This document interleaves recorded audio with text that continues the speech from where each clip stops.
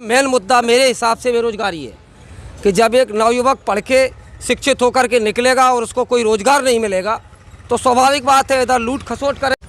कांग्रेस में कोई बब्बन नहीं होते थे, अब सरेआम लूट डकैती हो रही है। नमस्कार, आप देख रहे हैं लाइव स्पेशल और मैं हूं आपके साथ मनीष यादव। मौसम में भले ही हल्की हल्की सर्दी हो, लेकिन मध्य प्रदेश की राजनीति में सरगर्मी है, क्योंकि मध्य प्रदेश की 28 विधानसभा सीटों पर उपचुनाव होना है।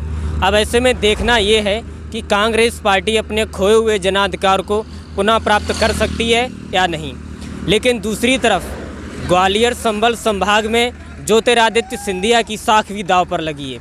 ऐसे में उन्हें ये देखना है कि उनके विधायक जीतकर पुनः विधानसभा में जाते हैं या नहीं। इसी पर बात करने के लिए आज मैं भिंड आया हूं और भिंड के लोगों से पूछता हूं कि इस बार वो किस पार्टी के विधायकों को विधानसभा में भेजती है। मैं इनसे पूछता हूं कि आप मध्य प्रदेश की राजनीति में शिवराज सिंह चौहान मामा जी को पसंद करते हो या फिर कमलनाथ को?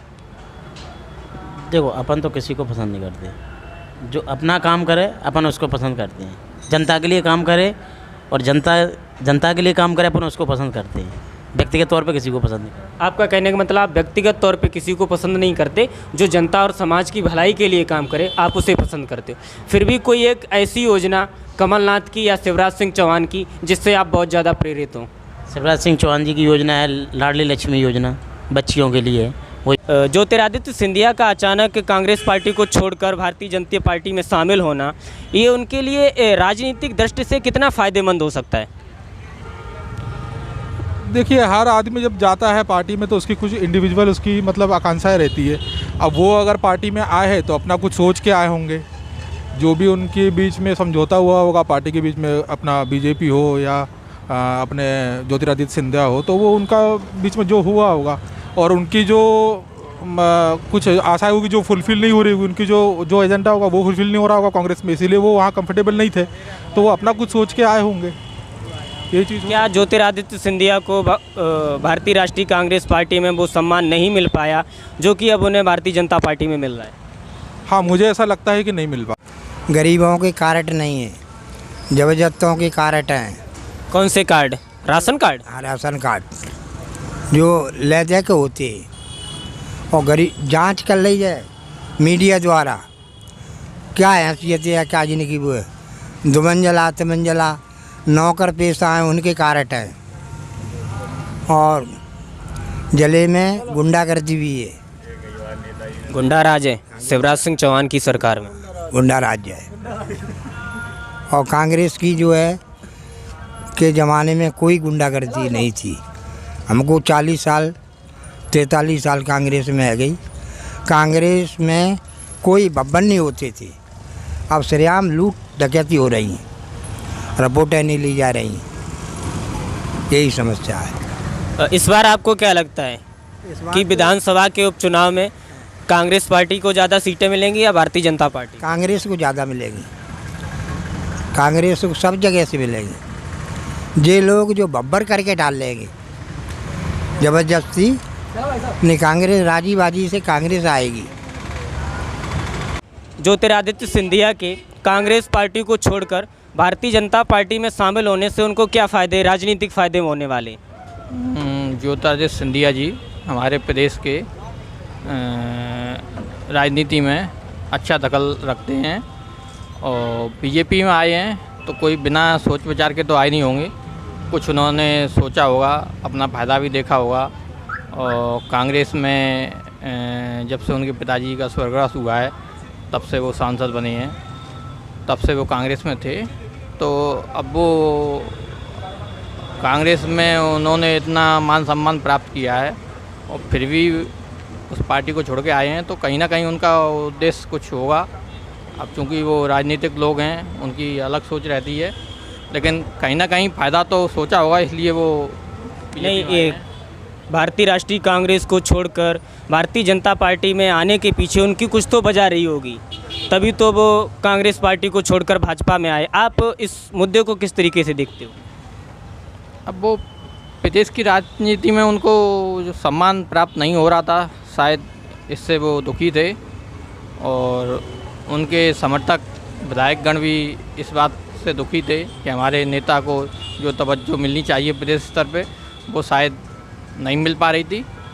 इस कारण सभी लोगों ने मिलकर विचार किया होगा, इस वजह से वो इतना बड़ा फैसला लेने के काबिल हुए हैं। शिवराज सिंह के कार्य से आप कितने संतुष्ट हैं? उन्होंने कार्य तो किया था, मैंने ये रोड बन जाए तो उन्हें सही रहेगा। तो शुरू से ऐसी रोड है ये। कितने दिन से ये रोड ऐसी पड़ी है? अब 35 साल के हम ही हो गए जब से ऐसी है ये रोड ये। और गाड़ी पहले टूटती हैं, जो टमटम है ना वो टूटती है रोज़। गाड़ी ये बने ब्रेकर, रोड ख़राब है ये, इसलिए। मध्य प्रदेश में एक बेरोजगारी भी बहुत बड़ी समस्या है। इस मुद्दे पे मैं इनसे जानना चाहता हूँ कि बेरोजगारी कितना बड़ा रूप ले सकती है इस विधानसभा के उपचुनाव में? बेरोजगारी तो मुख्य मुद्दा हमारे मध्य प्रदेश का पूरे देश का ही है। मध्य प्रदेश में जो भ्रष्टाचार दिन पर दिन बढ़ता जा रहा है, इस भ्रष्टाचार के पीछे मेन मुद्दा मेरे हिसाब से बेरोजगारी है। कि जब एक नवयुवक पढ़ के शिक्षित होकर के निकलेगा और उसको कोई रोज़गार नहीं मिलेगा तो स्वाभाविक बात है इधर लूट खसोट करेगा या फिर रिश्वतबाजी गुंडागिरी करेगा, ज़बरदस्ती करेगा, छीना झपटी करेगा।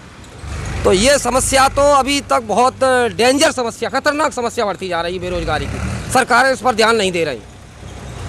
अच्छा, आपको क्या लगता है कि किस पार्टी की सरकार बने तो वो बेरोजगारी को ख़त्म तो नहीं बल्कि कुछ हद तक कम कर सकती है? आम आदमी की दृष्टि में अब इस विषय पर तो कोई डिसीजन लेना बड़ा मुश्किल हो गया है।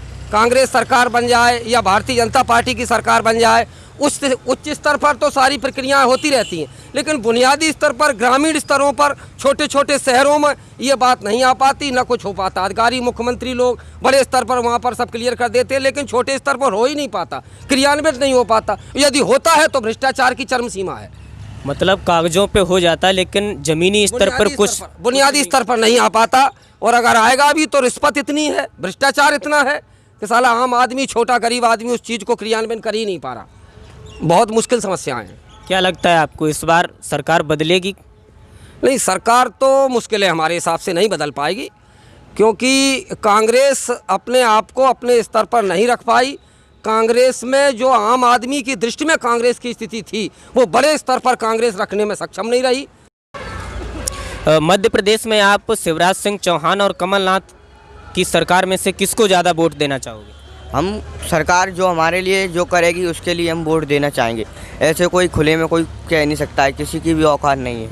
हमारी क्या कि किसी की भी औकात नहीं। भिंड में आपको क्या दिक्कत का सामना करना पड़ता है? आपको क्या लगता है कि भिंड में कौन कौन से भी कार्य ऐसे हैं जो बाकी होना है?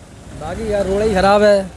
मेन बात ये है, रोड ख़राब है। यूपी अपने चले जाओ, जैसे इटावा में कितनी बढ़िया जगह है, मतलब जैसे सड़क में गड्ढे भी नहीं है, अपने यहाँ पे बहुत गड्ढे हैं। नहीं, मतलब कहने का मतलब यही है कि मतलब अपने भिंड का ही शहर ऐसा है जो रोड ख़राब है। हर जगह की रोड हमने देखी है, हर जगह। इंदौर मतलब हर जगह गए, ग्वालियर इंदौर है, जैसे रायपुर छत्तीसगढ़ है, हर जगह की रोड सही है। अपने यहाँ के ही एमपी बहुत ऐसा लग रहा है कि यही एक देश ख़राब है बस खाली।